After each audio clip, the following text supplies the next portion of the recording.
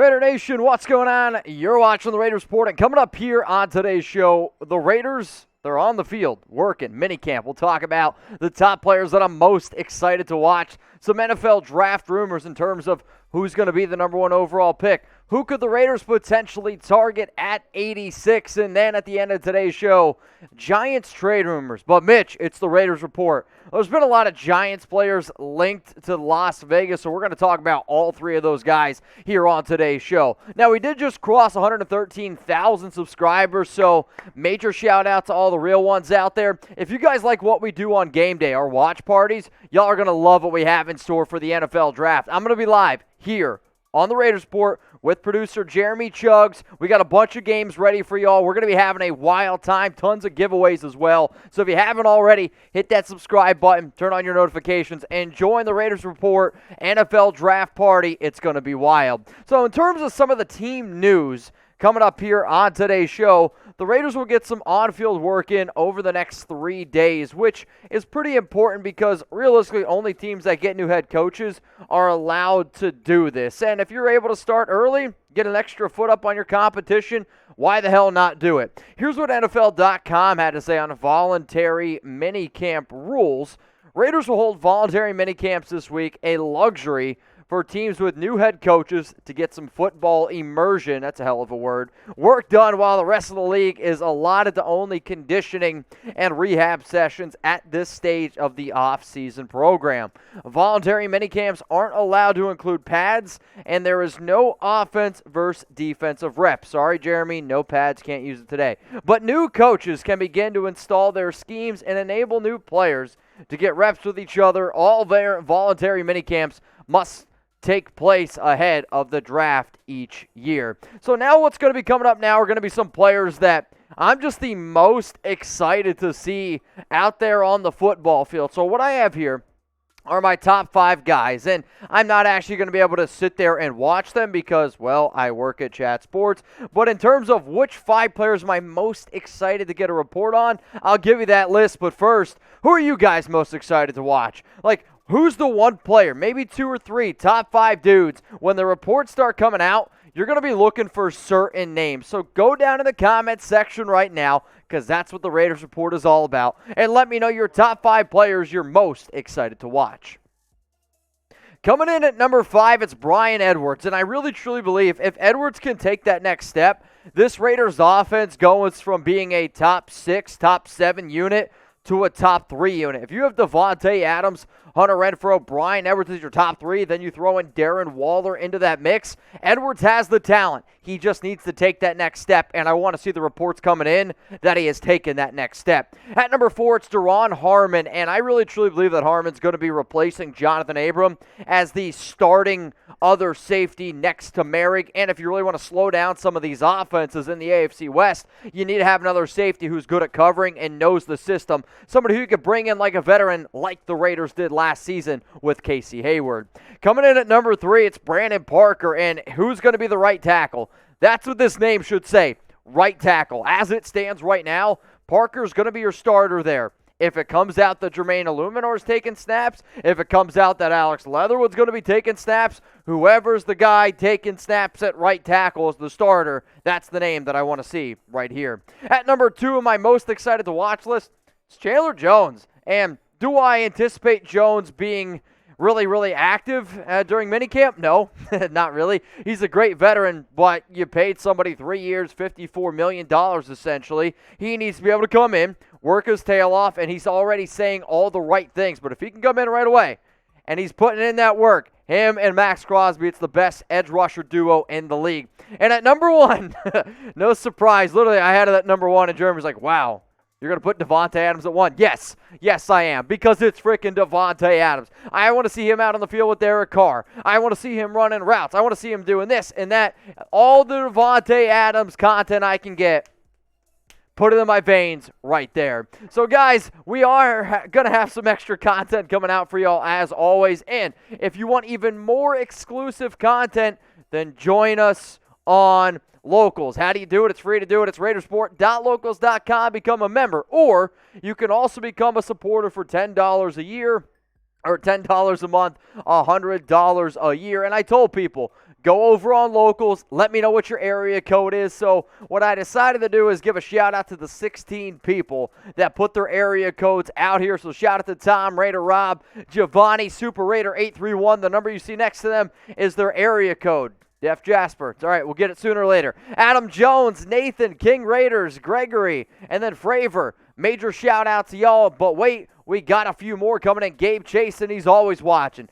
D.D. Turnell, Wild Joker, Shaxter, Husker Raider, that's my guy. And then Amembra, or Ibera, I know, it's one of the two. Also, on top of all of that, not only am I going to give you guys shout-outs if you become a member, I'm also, because of Draft Week, if you submit a mock draft on Locals, the instructions are over at Locals right now, I'll go ahead and grade it. It's the only way I'm going to grade your mock draft. If you become a supporter, if you become a member over on Locals, that link's going to be available for you all in the comments and description of today's show. Coming up now, we're going to start looking at the NFL draft because it's 8 p.m. Eastern time on Thursday, and from a company standpoint, this is the biggest week of the year, I would say, for Chat Sports. We go all out. So what you're going to see here is our first-round pick odds, and I shouldn't say ours. They're Vegas's first-round pick odds because they've changed quite a bit in the last 24 hours. So here's my question, everyone out there.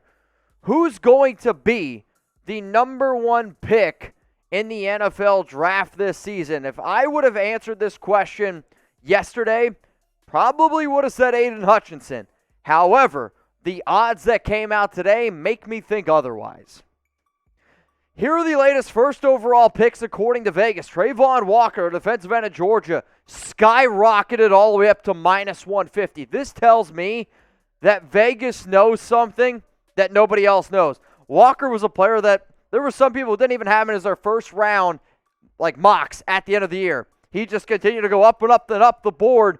He could be the number one overall pick. Aiden Hutchinson, though, at plus 140. Akeem Ekwonu, 750. Evan Neal at 1,600. And then Kevon Thibodeau at plus 2,000. But really, really interesting. Trayvon Walker at minus 150. Coming up now here on the Raiders Report, obviously, we don't got a first-round pick. We don't got a second-round pick. But you know what?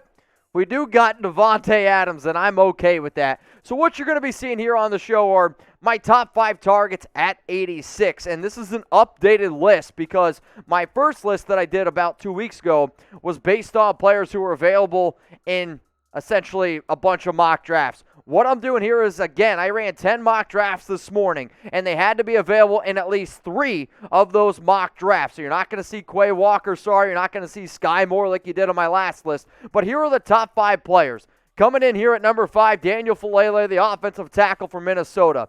He's 6'8", he's 350 pounds, and with the Raiders' biggest need being right tackle, if he's there, you got to consider it. At number 4, it's Kobe Bryant, and looking up a picture for Kobe Bryant, believe it or not, it's a lot more difficult than what you might think. Google's like, are you sure you're spelling it right? Yes, I am spelling it right. But he's a good corner, would fit well in a coverage system, and for the Raiders who aren't 100% sold on Trayvon Mullen, this could be an interesting pick. At number 3, it's Troy Anderson, Mr. Do-It-All, the linebacker from Montana State, paid some quarterback, played a little bit of running back, but let's face it, he is just going to be a linebacker at the NFL level. Also is going to give you some special teams value, but considering the fact that linebacker is one of the biggest needs for the Raiders, that's why he's number 3.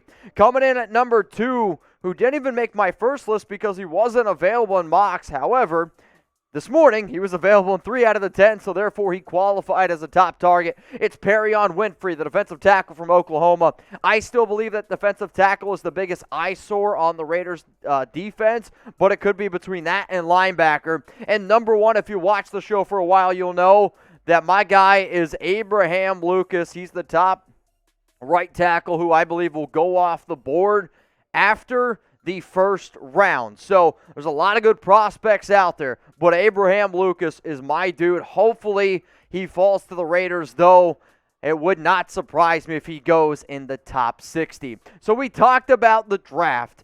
Now it's time to go ahead and get into some trade rumors, and probably one of the biggest reasons why you clicked on this video is because of the trade rumors that popped up. Last week, if I had $1 for every single time that somebody asked me, hey Mitch, should the Raiders go out and trade for Kadarius Toney? I'd probably have a good 30 or 40 bucks in my pocket and go out and get some solid lunch for Chugs and I.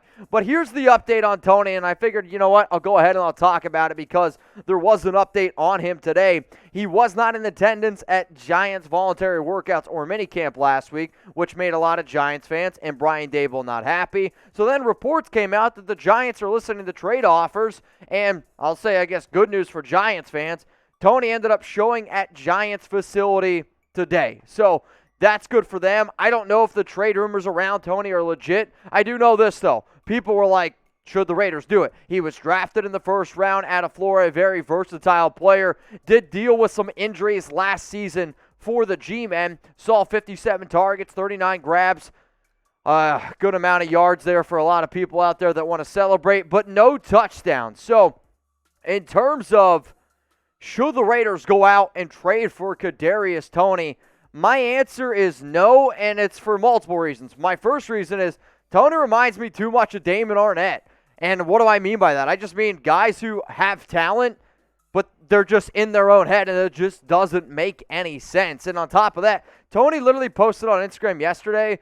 I'm not going to say exactly what he said because I can't do it on YouTube, but he's like, I'm going to do whatever the F I want.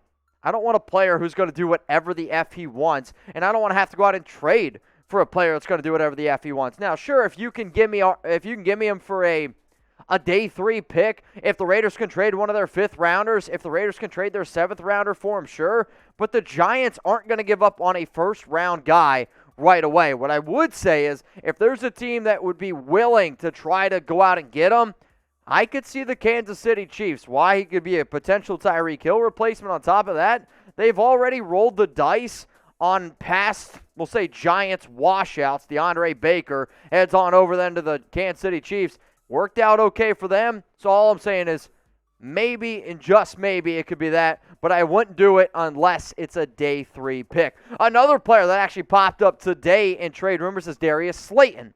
And if for whatever reason the Raiders I've seen are linked to him, and I really truly believe the reason why the Raiders are linked to all these Giants players is a lot of times it's lazy analysis because, all right, Patrick Graham, he was previously with the New York Giants, saw those guys last year. Could the Raiders be interested? Well, here's the thing, man. He had 26 grabs, 339 yards, 2 touchdowns last season. And when I really go back and I look at a lot of the film, Slayton was, I thought, better as a rookie, better as a sophomore, took a step back this past season.